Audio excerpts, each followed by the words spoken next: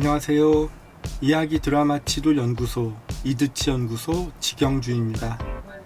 지금은 2021년 2월 28일 일요일 오후 4시입니다. 연구소에서 바라본 북한산 풍경을 보고 계십니다. 이번 시간에는 진행자가 주인공 겸하기라는 제목으로 최근에 있었던 병원 심리극 사례를 공유하고 싶습니다. 주인공 지원자가 없어서 상황극을 진행하기로 했습니다. 이곳에서는 그동안 보조자들과 몇몇 환자분들이 가상의 주인공이 되어 가상의 상황을 설정하여 상황극을 진행해 왔습니다. 이번에는 제가 직접 가상의 주인공이 되어 상황극을 진행해 보았습니다. 저는 관객들에게 오늘은 제가 가상의 주인공이 될 예정이라고 말한 뒤 캐릭터 설정을 도와달라고 요청했습니다. 몇몇 분들의 도움을 받아 저는 40살 남성이고 미혼이면서 무직으로 설정했습니다.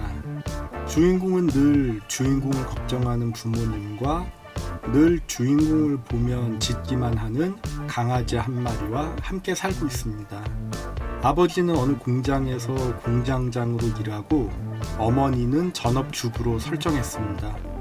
어머니 역할은 제가 직접 이드치 연구소 활동가 안미선 선생님께 부탁드렸고, 강아지 역할도 제가 직접 심리극 시간에 늘 도움 주시는 관객 한 분에게 부탁드렸습니다.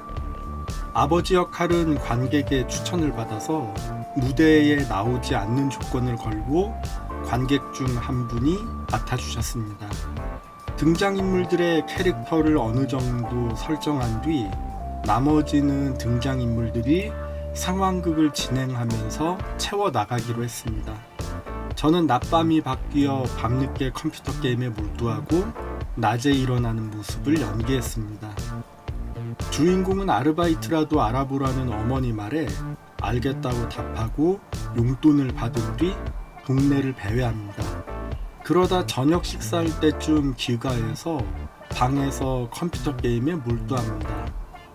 아들은 아버지에게 아버지가 일하는 공장에 취직시켜달라고 부탁하지만 아버지는 곧바로 거절합니다. 다음날 아들은 어머니에게 용돈을 받아들고 또 동네를 배회합니다. 공원에 앉아있는데 관객석에서 누군가 술이나 한잔해야겠다 라고 외치는 소리가 들렸습니다. 아들은 그 외침을 마음의 소리인 것처럼 받아들이고 동네 슈퍼마켓에서 술을 사서 귀가합니다. 아들은 방문을 걸어 잠그고 음주 게임을 즐기다가 결국 부모님이 방에 들어와 혼을 냅니다. 주인공은 집을 뛰쳐나와 주머니에 있던 5,000원을 갖고 동네 슈퍼마켓에서 술을 구입해 공원에 갑니다. 공원에서 동네 어르신 한 분을 만나서 함께 술을 마시면서 자신의 신세를 하소연합니다. 이 장면을 진행하면서 슈퍼마켓 주인과 동네 어르신은 제가 관객석에서 섭외한 환자분들이 도와주셔서 막힘없이 상황극이 잘 진행되었습니다. 동네 어르신은 주인공에게 집에서 안전하게 시간을 정해서 음주하기를 권했고, 주인공은 아버지와 술을 마시겠다라고 외친 뒤 귀가합니다. 귀가한 주인공은 아버지에게 주도를 가르쳐 달라고 조르고 아버지의 술을 한 잔 받은 뒤 방에서 컴퓨터 게임을 하다가 잠드는 것으로 상황극을 마무리 지었습니다.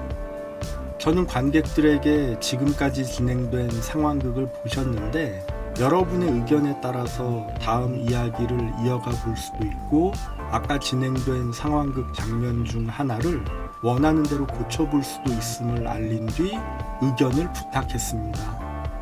그러자 오늘 처음 심리극에 참석하신 분께서 아까 부모님이 주인공 방에 쳐들어갔을 때 주인공을 혼내지 말고 편안하게 술 마시도록 부탁하면 오히려 아들이 더 화를 내는 장면을 만들어 달라고 요청했습니다. 관객의 요청에 맞춰 안미선 선생님과 제가 곧바로 연기해 보았습니다. 연기가 끝나자 특정 장면을 요청하셨던 분께서 이번에는 같은 장면을 재현하되 어머니 대신에 아버지가 등장해 아들에게 위로와 공감의 말을 하면서 술을 건네는 장면을 만들어 보면 좋겠다고 요청했습니다. 저는 아버지 역할을 맡아주신 분의 동의를 구한 뒤 요청받은 장면을 연기해 보았습니다. 아버지는 아들에게 다가가 위로와 공감의 말을 해주면서 술 한 잔을 따라주었고, 아들은 아버지에게서 받은 술을 마시지 못하고 아버지에게 그동안 죄송했다고 말합니다. 아버지는 차분한 태도로 아들에게 지금은 너무 늦었으니까 이 상황을 어떻게 해결해야 할지 함께 내일 얘기해보자고 말했습니다. 시간 관계상 이제 상황극을 마무리해야 될 것으로 판단되어 저는 캐릭터 설정에 도움 주신 분들, 주요 역할을 맡아주신 분들, 역할극 후반부에 대화 장면을 요청하셨던 분의 소감을 듣고 심리극을 마무리 지었습니다. 상황극을 통해 가족을 떠올린 분도 계셨고, 자신의 과거를 회상해 본 분도 계셨고, 자신과 다른 상황이지만 공감되었다는 분도 계셨습니다. 오늘 심리극 시간도 그 언젠가 누군가 심리극 주인공이 되어 자신의 이야기를 진지하게 다루게 될 그날을 위한 준비 작업을 진행했다고 생각합니다. 저는 처음 심리극을 접했던 1990년대와 마찬가지로 병원 심리극 진행 시간을 2시간 정도 가져야 웜업부터 쉐어링까지 원활하게 진행된다고 생각합니다. 지금 제가 심리극 진행자가 되어 정기적으로 방문하는 병원은 다른 집단 프로그램 시간과 마찬가지로 1시간 이내에 심리극을 진행해야 합니다. 그러다 보니 웜업과 쉐어링에 할애할 시간이 부족합니다. 참가한 환자 다수가 처음 심리극을 경험하거나 연극적인 방법에 익숙하지 않을 경우 웜업에 더 많은 시간을 배분해야 하는데, 이렇게 진행하기에는 시간이 부족합니다. 어느 정도 본극이 진행되어도 시간에 쫓겨 본극을 단축하거나 쉐어링을 제대로 진행하지 못하는 경우도 있습니다.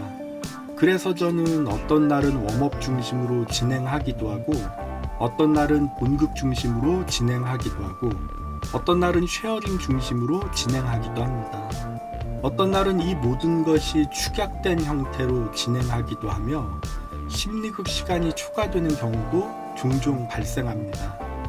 현실적인 상황을 반영하여 제가 주로 사용하는 방법은 누군가 자발적으로 심리극의 주인공이 되는 날까지 웜업 위주로 진행하는 것입니다.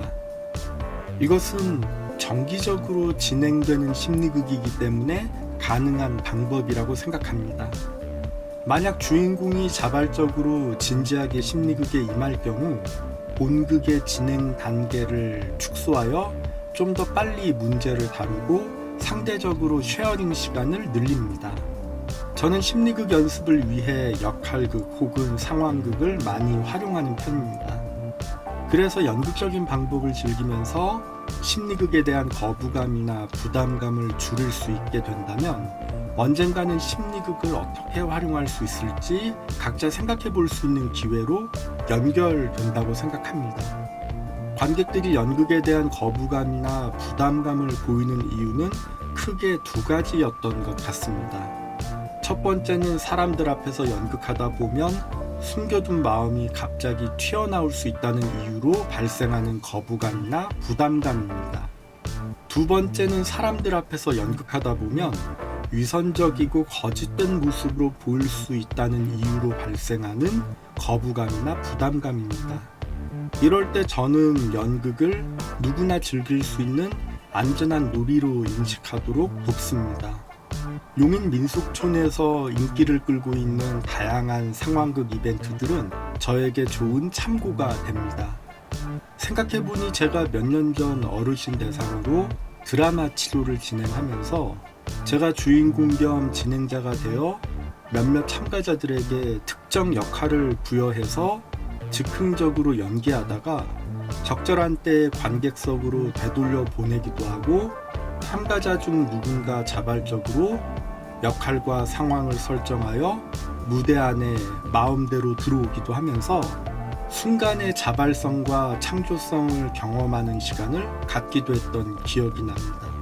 그러다 누군가 진지하게 자신의 이야기를 다루기 원하면 그때는 클래시컬한 심리극으로 진행하기도 했고, 다수가 공감할 만한 이야기가 나오면 그때는 사회극으로 진행하기도 했습니다. 이 경험 덕분에 저는 마당놀이를 접목한 독특한 드라마 치료를 구상하게 되었습니다. 제가 심리극에서 상황극 혹은 역할극을 활용해 웜업처럼 진행하는 것도 이러한 경험이 반영된 것입니다. 언젠가 이러한 독특한 진행 방식이 안정화되면 유튜브를 통해 공유하겠습니다.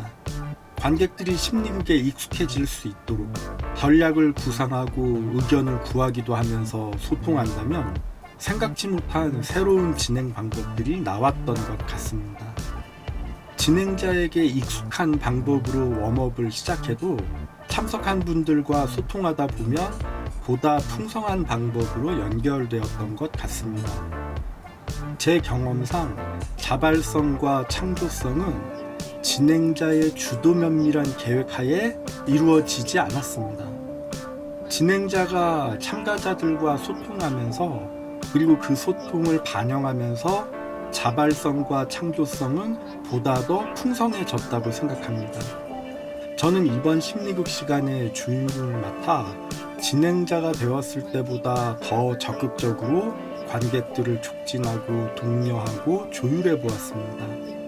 이와 관련하여 이드치 연구소 유튜브 채널에 업로드된 부산 희망붕대 종합지원센터 심리극, 그리고 상황극을 활용한 알코올 심리극을 추천합니다. 이상 진행자가 주인공 겸하기라는 제목으로 심리극 사례를 공유했습니다.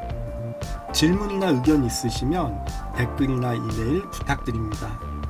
저는 정신건강 전문 요원으로서 자극적이지 않고 싱거운 심리극, 느리고 느린 심리극, 때론 기다림이 필요한 심리극, 다양한 역할 확대 기회가 있는 심리극, 특정 도구에 의지하지 않는 심리극, 특정 기법을 남용하지 않는 심리극, 두통을 주의하는 심리극, 주인공의 스토리 주도권을 보장하는 심리극, 주인공을 이용하지 않는 심리극, 기본에 충실한 심리극, 주인공을 위한 심리극, 함께 만드는 심리극, 안전하고 마음 편한 심리극 진행을 위해 노력 중인 이야기 드라마 치료 연구소 이드치 연구소 운영자 지경준입니다.